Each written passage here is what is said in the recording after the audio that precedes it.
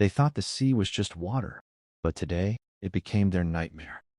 Every wave a fight, every second a test of survival. The movie starts with a guy named Brad heading to the harbor to talk to John, who is the captain of a small boat. When he gets there, he introduces himself and says he wants to join the crew for their trip to Florida. John asks him some questions about his experience to see if he will be helpful or cause problems. When Brad says this is his first sea trip, John refuses to let him join the crew.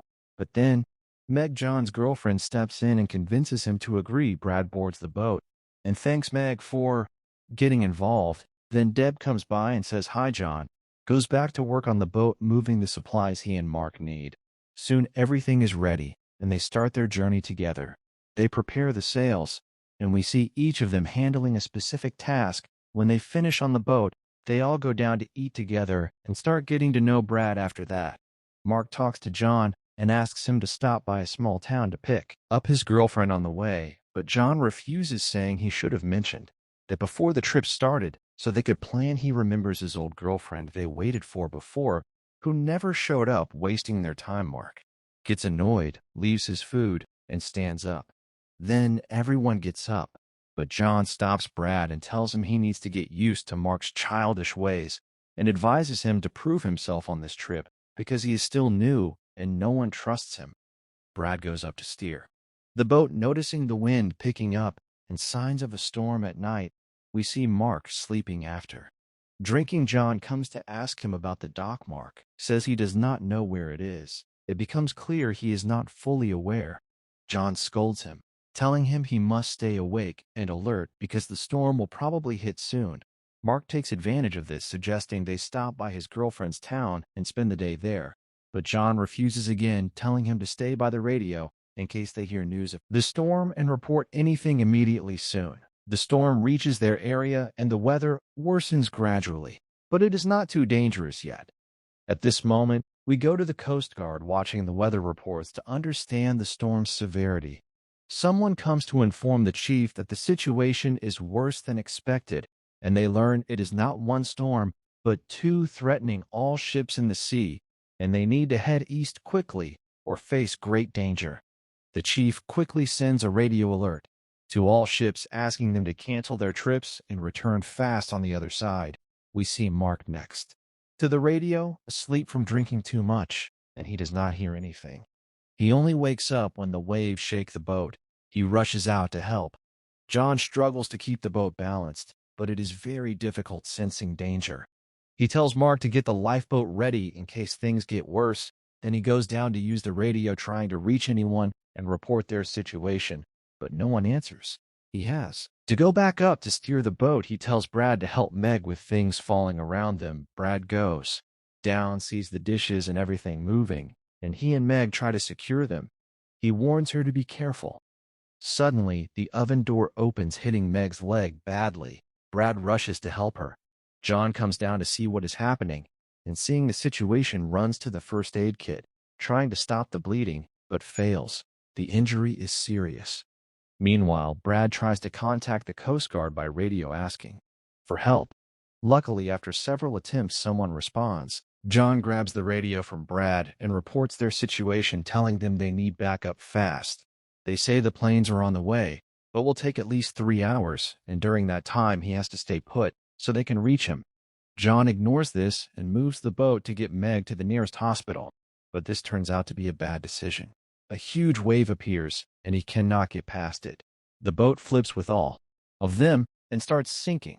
They have no choice but to jump off and try to stick together in the water. Luckily, they all survive, but are in very bad shape. They make their way to the lifeboat, their only hope, and hold on tightly. The Coast Guard tries to contact the boat, but there is no response. The day passes, and their situation stays the same, maybe worse still, clinging to the lifeboat, hoping someone will find them or the planes will spot them.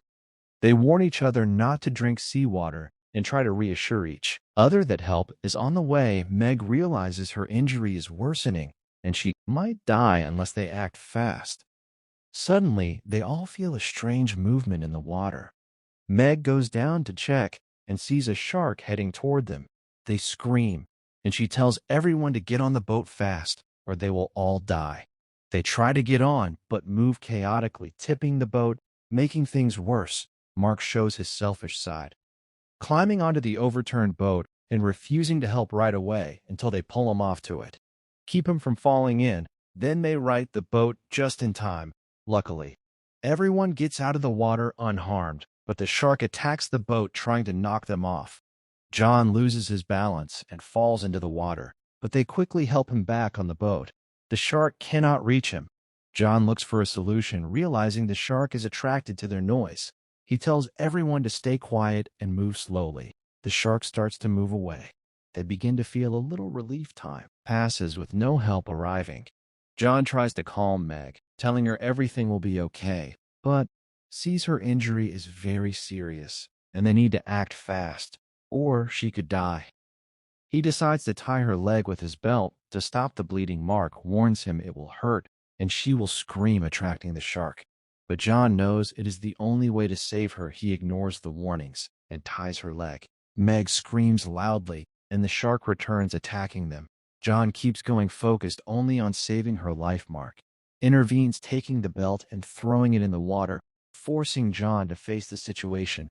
John attacks Mark, trying to dunk him in the water in revenge, but Brad stops him, holding him back. Eventually, John lets go, but remains angry, blaming Mark for putting Meg in danger. His selfishness shows again, saying he is not ready to risk himself for anyone else, and the belt would have made her scream, attracting the shark, which he will not allow. They all stay quiet, ignoring him. Night falls, and nothing changes. Only the water moves them away from their previous spot. In the morning, they are asleep. John wakes to the sound of birds, sees a nearby island, and jumps to reach it. Calling for help, he fights his way through until he hears his friends calling and points them toward the island, telling them he's going for help, but is shocked when they say there is no island and he realizes it was all a hallucination. He returns to the boat in disbelief. Suddenly, a huge shark appears behind them. John keeps trying to get back to the boat before the shark reaches him, but he cannot escape it and dies. Everyone is shocked at the blood in the water. Meg cries for her boyfriend, but they all have to stay quiet again, so the shark does not return. Time passes, and they feel like this is their fate. Mark can no longer stand the thirst and dips his hand in the water to drink. Brad stops him, warning that salt water can drive a person crazy and make dehydration worse. But Mark ignores them and keeps drinking until they manage to stop him. Night passes, and morning comes. Mark's behavior changes. He starts acting like a madman, yelling and making noise, which attracts the shark. He becomes more erratic and wants to jump in the water to kill it, but Brad stops him. He promises to control himself, but the shark attacks again. Mark panics and swims toward them to save them, but he cannot reach them. The shark attacks and the three of them stay on the boat helpless. The blood spreads around them, and they realize John is dead. Night comes, and Meg tells them she no longer feels pain in her leg. Brad realizes the infection has taken over her leg, cutting off the blood and making her condition more dangerous. He stays close, reassuring her. Everything will be okay. She stays quiet and asleep, losing all hope, sure they are going to die the next morning. Meg is dead. Deb tells Brad they have to face reality and throw her overboard. Knowing she is gone, he agrees, and they toss her in the water, leaving only the two of them. Time passes, and they wait for death with no sign of rescue. Brad is exhausted from thirst. Deb tells him they need to empty the water, and to do that, they have to flip the boat. Brad is too weak to move, so Deb encourages him, saying they will die if they do not manage it. He gathers his strength and goes into the water with Deb, and they flip the boat. Then Deb asks him to help flip it back. He has no strength left. Deb urges him, saying they need to, or the shark will come and they will die. Both of them he helps her despite his exhaustion, and they succeed in flipping the boat. Deb quickly climbs up to help Brad, who cannot get up. Suddenly a shark appears behind her. Brad snaps out of it and moves quickly toward the boat. Deb pulls with all her strength. Luckily, he gets out of the water safely. The next morning, Brad wakes up, surprised to see a huge ship passing by, giving them hope again. Signal for help, and the crew on the ship sees them throwing a lifeboat. Brad swims to it, calling Deb to come, but she is too weak and starts sinking. The shark appears from afar. The situation is critical, but Brad does not abandon her. He swims fast, grabbing her and brings her to the lifeboat, ending the nightmare they have survived. 5 days later, we learn the story is true, that people actually went through this ordeal after being rescued. They spend 8 full days in the hospital recovering from dehydration. After that period, they return to their lives. Deb continues her career writing books about her terrifying journey. Brad resumes normal life, gets married, has children, and becomes captain of a small boat traveling the world. The movie ends. Do not forget to subscribe to the channel, turn on notifications so you never miss a new video, and I will see you next time. Take care.